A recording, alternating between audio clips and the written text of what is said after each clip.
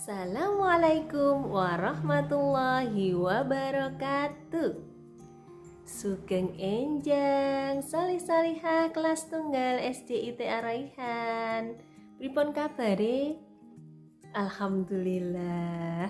Muga-muga tansah sehat nggih lan tetep semangat anggone sinau lan ngibadah. Amin ya rabbal alamin. Alhamdulillah saiki dinten Jumat ketemu melih kalih Bu Afi sinau basa Jawa. Pun sakniki pun siap sinau kabeh? Sampun nggih? Menawi sampun, ya sareng-sareng dibuka riyin kanthi ndonga nyuwun dhateng Gusti Allah mugi-mugi diparingi ilmu. Yuk siap? Setunggal kalih tiga. A'udzu billahi minasyaitonir rajim. Bismillahirrahmanirrahim. Raditu billahi rabba wa bil islami dina wa bi Muhammadin nabiyyan wa rasula. Rabbi zidni ilma warzuqni fahma. Amin ya rabbal alamin. Ya, sakniki pun siap bukune basa Jawa. Sakniki sareng-sareng dibuka. Kaca 24. Kaca pinten? 24. Nek basa Indonesiane halaman 24. Nggih, Bu Afi ajeng dongeng melih. Ya sakniki anak-anak ngrungokke nggih dongenge saking Bu Gurunya. Karo ngrungokke Bu Guru, bocah-bocah iso nyimak nggih kalih maos maca dongeng ana ing buku basa Jawa.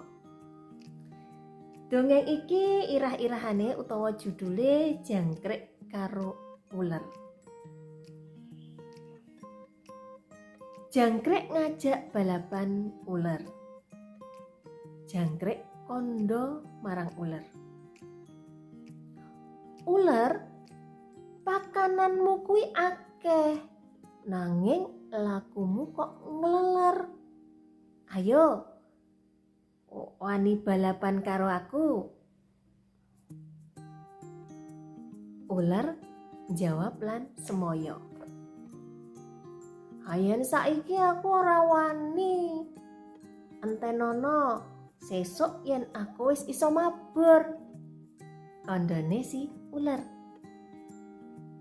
Jangkrik guyu. Karo kondo. Nganti kiamat kowe ora bakal bisa mabur.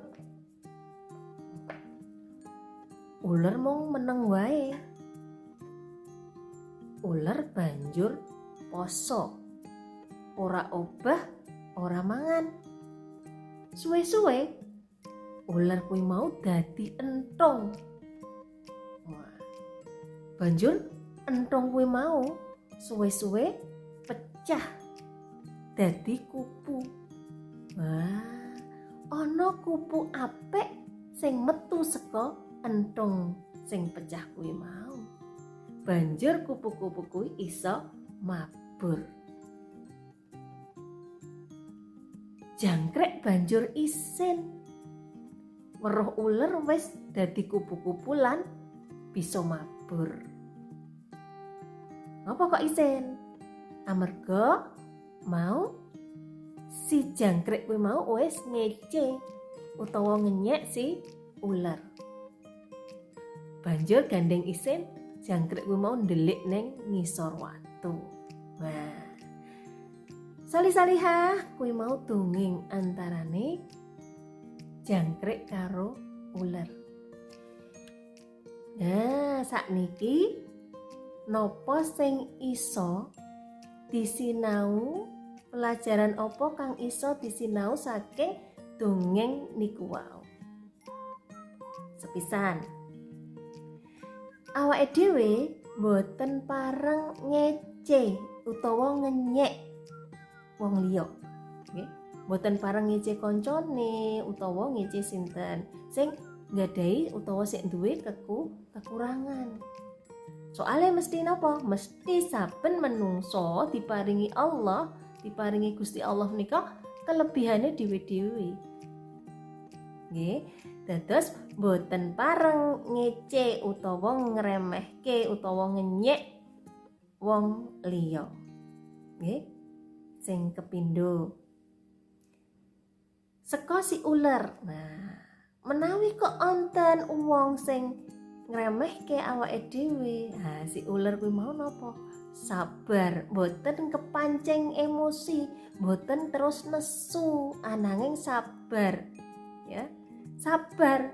Suwe-suwe nae nduduhke apa sing dadi keluwihane si uler kuwi mau. Dadi awake dhewe ya nek ana wong sing ngremehke, sabar, ora pareng nesu.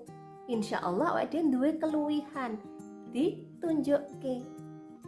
Apa sing dadi keluwihane kang sampun diparingi kalian Gusti Allah. Ngaten nggih saking dongeng niki wau. Dadi sik dadi lakon utawa tokoh dongeng ana loro ya. Si jangkrik lan ular niki duwe watak dhewe-dhewe nggih. Yen jangkrik wau watake seneng ngece utawa ngremehke wong liya nggih. Banjur dheke akhire napa kisinan nggih, kisinan. Terus yen si ular kuwi mau watake sabar, ora gampang emosi, ora gampang nesu. Lan duwe keluwihan kuwi mau sing iso ditunjukke kalau si jangkrik.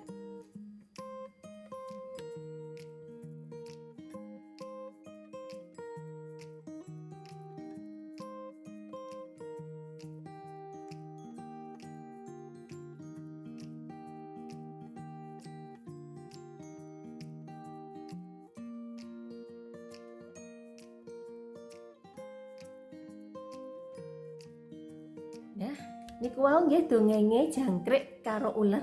Nah, sakniki tugase lare-lare. Direkam utawi mengke ngangge voice note nyeritakno watake jangkrik lan uler. Lan pelajaran apa ingkang saged disinau saking dongeng jangkrik lan uler. Wow, nggih mengke direkam terus dikirim dikirim Bu Wali kelas piyambak nggih. Matur nuwun. Ya, diakhiri kanthi waosan hamdalah. Alhamdulillahirabbil alamin. Assalamualaikum warahmatullahi wabarakatuh.